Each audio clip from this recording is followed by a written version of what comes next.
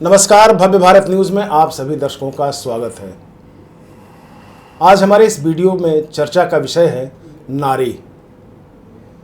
नारी क्या आदिकाल से ही शापित रही हैं?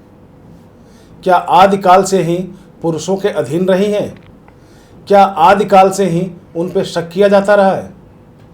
आज इसी विषय पर चर्चा करने के लिए फिर हमारे साथ परम पूज्य, परम अभ्यासी, परम गुरु बाबा श्री रतन जी महाराज हमारे साथ मौजूद हैं। सबसे पहले स्टूडियो में हम स्वागत करते हैं। बाबा जी, आपका स्टूडियो में बहुत बहुत स्वागत है।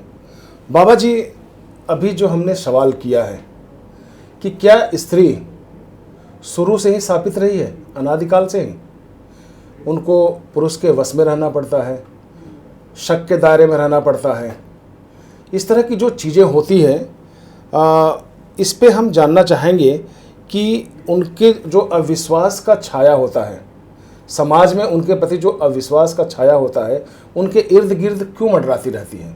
क्या वो इतनी कमज़ोर है समाज में?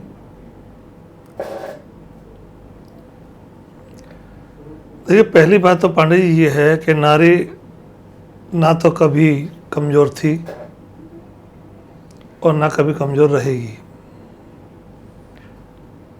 नारी का जो गुण है एक विशेष, वो शायद आप समझ नहीं पाए।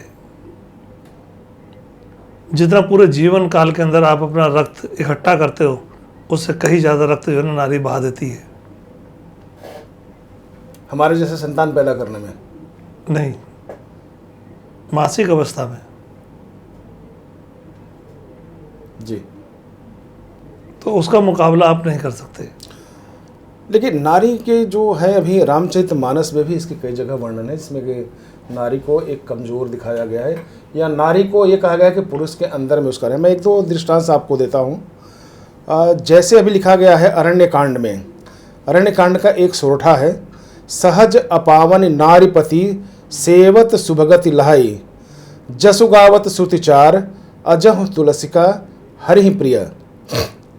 यानी कि इसका मतलब ये हुआ कि स्त्री जन्म से ही अपवित्र होती है, किंतु पति की सेवा करके वह अनायास ही शुभ गति प्राप्त कर लेती है, यानी कि पतिव्रता धर्म के कारण।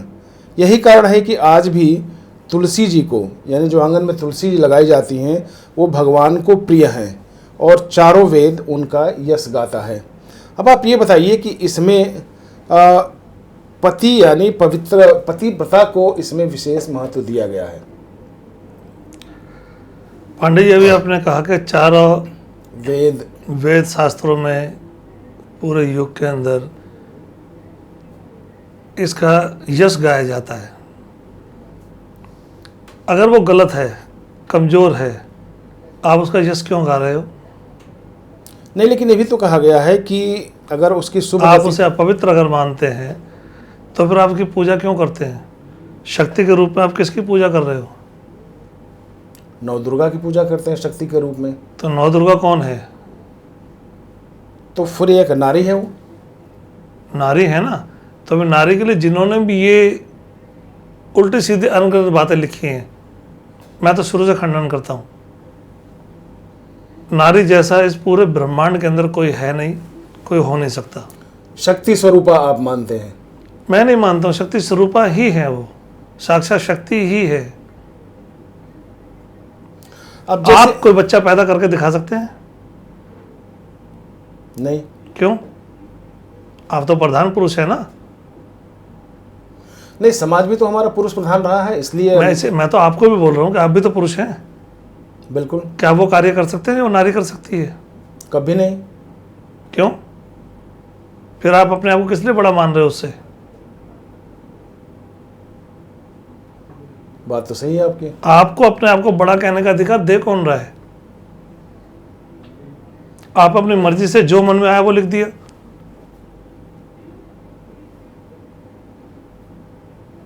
एक तरफ हम लोग बोल रहे हैं कि ममता से बड़ा कुछ नहीं है संसार के अंदर, तो क्या ममता पुरुष के अंदर है? ममता का स्रोत तो नारी है, और नारी कई रूप में देखी भी तो जा रही है। हाँ, तो फिर जिन लोगों की आप लिखी हुई बातें बता रहे हैं मुझे, रामचरितमानस हो गया या ये सब हो गया, ऐसे ही आपने शायद सुना होगा भरथरी के अंदर भी कुछ लिखा गया है, वो भी आप पढ़ के सुना दो जरा, क्या है? नहीं, अभी तो यह है कि एक सीक्वेंस से हम डिस्कशन करते चलते हैं।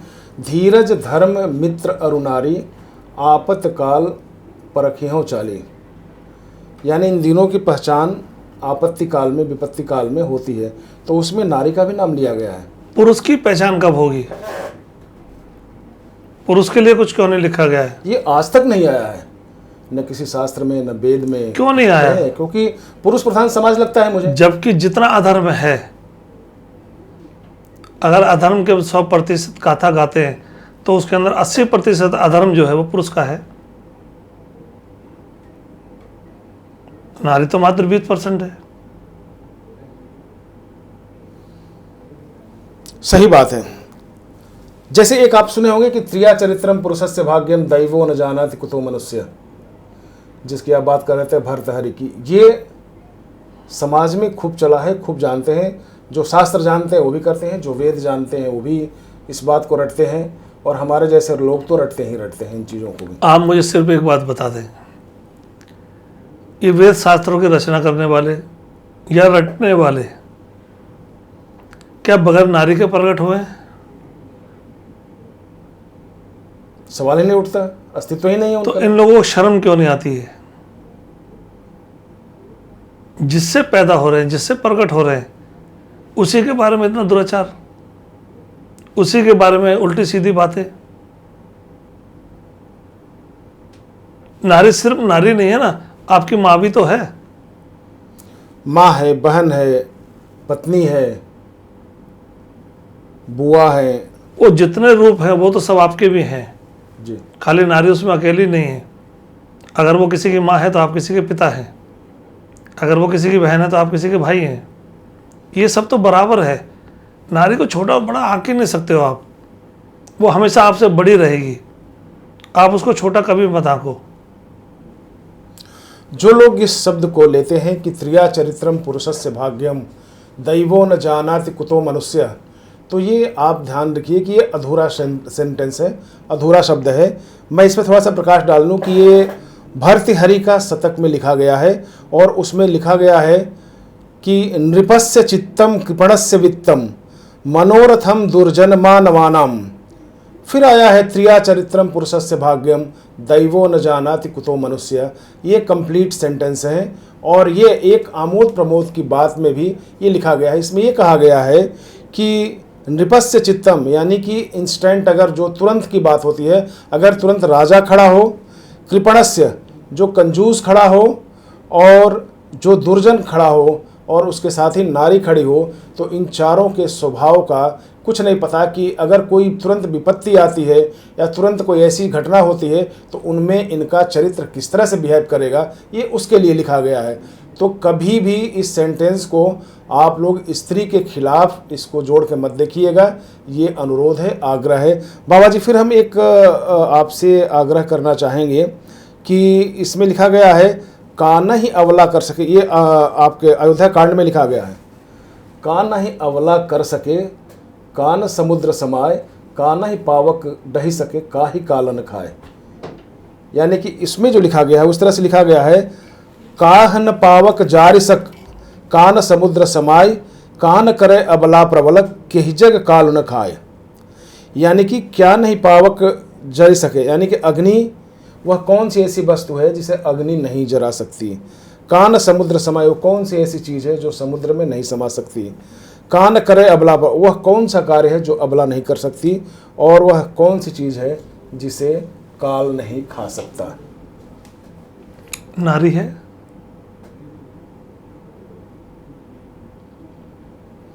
नहीं, उसके लिए कहा गया है सुतना ही अबला कर सके, यानी कि औरत अपने से बच्चा नहीं पैदा कर सकती। छितने समुद्र समाये, बच्चा अपने से पैदा क्यों नहीं कर सकती? पावक कर रहा है? पावक ढह सके नाम काल न खाए। कौन कर रहा है? नाम को काल नहीं खा सकता। मैं कह रहा हूँ कौन कर रहा है बच्चा पैदा? एक संयोग है बच्चा पैदा करना। पुरुष क्यों नहीं कर पा रहा उस संयोग को? अधूरा है। तो जिसके बगैर वो अधूरा है उसे गलत कहने का अधिकार है उसे? यही तो मुझे नहीं समझ में आ रहा है। इसीलिए मैं इन सारी बातों को नहीं मानता हूँ। मैं वेद शास्त्रों से जो दुखी हुआ ना, उसके पीछे बड़ा कारण यही है। उसके अंदर जो लिखा है वो वास्तविकता में नहीं दिखता, और जो वास्तविकता में है वो उसके अंदर लिखा ही नहीं गया। तो आप भी नारी की शक्ति को पहचानिए, क्योंकि नारी है तो ये जहान है। आज जो नारी की स्थिति बन रही है, जैसे अभी अभी न्यूज़ आ रहा है कि एक औरत को ट्रेन से उसके हस्बैंड ले गए और ट्रेन से धक्का दे दिया और वो बेचारी मर गई। आज कई इस तरह से हमारी वृद्ध माताएं हैं जिनको कि हम वृद्धाश्रम में ले जाकर छोड़ देते हैं। अब आप खुद समझिए कि जब नारी का विश्व में इतना साम्राज्य है, इतनी ताकत है, फिर भी हम उस महाशक्ति को, दुर्गा को, हम अगर दूसरी जगह पर ले जाकर रखते हैं तो आपको निश्चित पाप का भागी बनना पड़ेगा, चाहे वो बेटा हो, चाहे पति हो, या फिर आपके पड़ोसी ही क्यों ना हो। फिर दूसरे वीडियो में हमारी आपकी मुलाकात होगी। तब तक के लिए नमस्कार। बाबा जी, आपको भी बहुत बहुत धन्यवाद।